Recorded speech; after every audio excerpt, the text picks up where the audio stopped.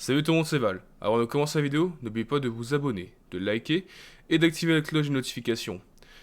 Sinon, des choses paranormales vont arriver dans votre vie.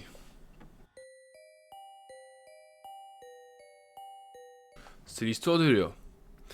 Léa doit se rendre ce soir à un restaurant avec ses amis. Avant de partir au restaurant, Léa se prépare. Elle va sous la douche, mais quelques secondes plus tard, elle entend frapper. Du coup, elle coupe l'eau, elle attend quelques minutes, puis au final, elle se dit que c'était dans sa tête. Il est 19h30. Avant que ses amis arrivent, elle prend un petit verre de vin et met un petit peu de musique. Elle sent une présence derrière elle. Du coup, elle ferme les yeux, elle se retourne et voit qu'il n'y a personne. Il est 20h. Ses amis sont arrivés chez elle.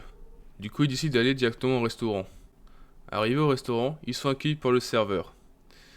Les amis de Léa chambrent Léa, car le serveur regarde beaucoup Léa. Dans la soirée, le téléphone de Léa fait que de vibrer. Comme elle n'aime pas le sortir quand elle est en soirée, du coup elle le laisse dans son sac. Mais comme elle continue plusieurs fois à sonner, elle le prend, et voit qu'elle a reçu plusieurs messages de l'inconnu. Elle ouvre ces messages, et aperçoit c'est des photos d'elle et de ses amis.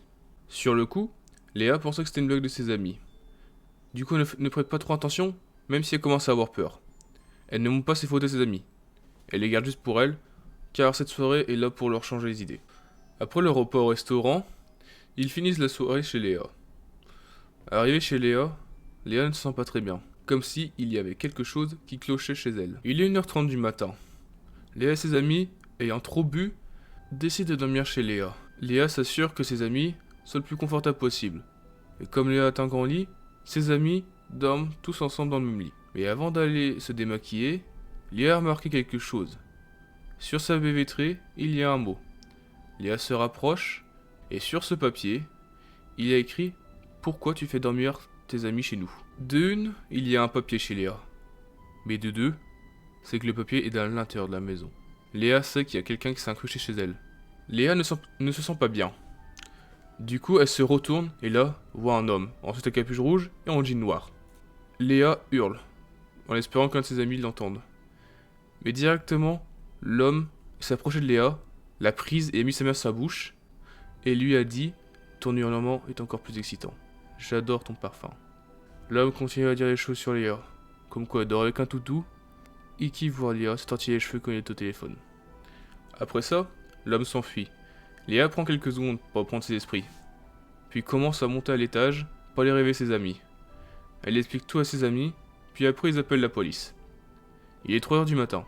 La police arrive et commence à fouiller l'appartement pour trouver des preuves. Un des policiers arrive vers eux et leur demande s'ils n'ont pas un autre endroit pour dormir la nuit. Juste après, ils partent de l'appartement de Léa pour aller dormir chez une amie qui n'a pas bu beaucoup d'air et qui peut conduire. Il est 8h du matin. Léa va se réveiller.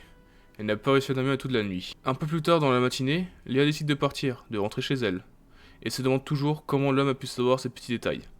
Début d'après-midi, la police l'appelle pour venir directement au poste. Arrivé au poste de police, Léa est directement mise dans une pièce. Un inspecteur lui montre des photos, et Léa reconnaît directement l'individu qui était au restaurant hier soir. Cet homme a déjà un casier, où il a tué 3 personnes. Grâce à l'empreinte d'ADN qu'il a laissée chez Léa, ils ont pu comparer l'ADN et savoir que c'était lui. Et le plus bizarre dans l'histoire, c'est que ces 3 dernières victimes ressemblaient fortement à Léa. L'homme en question était le serveur du restaurant. Après avoir su ça, la police a pu se rendre sur les lieux de son domicile. Ils ont marqué plusieurs choses, plusieurs ordinateurs, avec des caméras dans l'appartement de Léa. L'homme a attendu toute la soirée que Léa rentre chez elle pour pouvoir la tuer. Mais heureusement pour Léa, il y avait ses amis. Sinon nul ne saurait ce qui serait passé. Après avoir quitté le poste de police, Léa fut ses valises et est partie chez ses parents pendant quelques jours. Puis après ça, a déménagé. Maintenant, sa maison est un vrai château fort. Elle a encore peur que ça arrive à nouveau.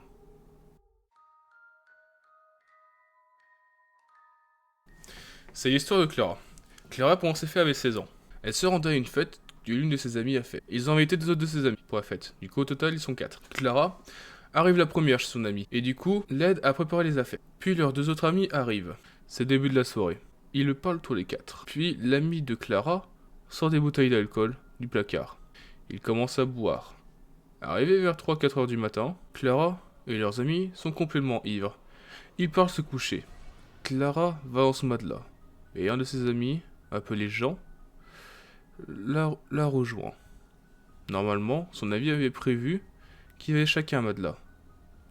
Mais comme elle est complètement ivre, elle a laissé se coucher à côté de lui. Ses deux autres amis avaient chacun leur matelas. Clara et Jean parlent tranquillement. Jusqu'à qu'un moment, Jean chuchote dans l'oreille de Clara. À ce moment-là, Clara est totalement ivre, mais elle a un peu de conscience, et du coup dit non à Jean. Mais Jean commence à reprocher de Clara, lui serre dans ses bras, et lui fait plein de bisous. Clara ne se rappelle plus comment elle l'a fait, mais elle a réussi à se dégager de Jean, et est partie en courant aux toilettes. Puis au moins pendant 5 minutes, elle s'est mis de l'eau sur le visage. Un de ses amis à Clara s'est précipité aux toilettes parce qu'elle pensait qu'elle allait vomir. Et quand elle est arrivée aux toilettes, Clara n'a rien dit à son amie. Car de une, elle s'était endormie, et de deux, elle avait légèrement oublié. Un peu plus tard, Clara voit ses deux amis discuter. Jean est à l'écart. Et quelques secondes plus tard, ses deux amis disent de venir dormir entre ses deux amis. Jean dort déjà. Du coup, Clara exécute leurs ordres. Il est 6 h du matin. Ils se réveillent tous les trois. Jean dort toujours. Ils vont parler dans la cuisine. L'autre ami à Clara explique que quand elle l'a vu partir, il a vu Jean mettre un préservatif. Mais trop fatigué, il s'est endormi. Quand du coup il a rejoint Clara et son autre ami aux toilettes, il a expliqué à l'autre ami de Clara qu'est-ce qui s'est passé. Et c'est pour ça qu'il a laissé dormir Clara entre ses deux amis. Le lendemain matin, Clara reste plus proche de ses deux amis, mais met Jean à l'écart. L'un de ses deux amis commence à partir plus tôt, car ses parents sont venus le chercher. Il reste plus que Jean et son autre ami. Son autre ami qui a organisé la soirée commence à partir.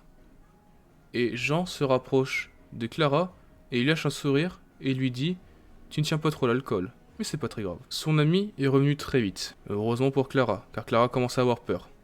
Quelques minutes plus tard, son père est arrivé la chercher. Et depuis, elle n'a plus jamais revu Jean. Depuis ces jours, elle ne fait que des cauchemars de cette histoire. L'ami qui a organisé cette soirée est resté ami avec Jean et ne comprend pas à quel point Jean a pu marquer l'esprit de Clara.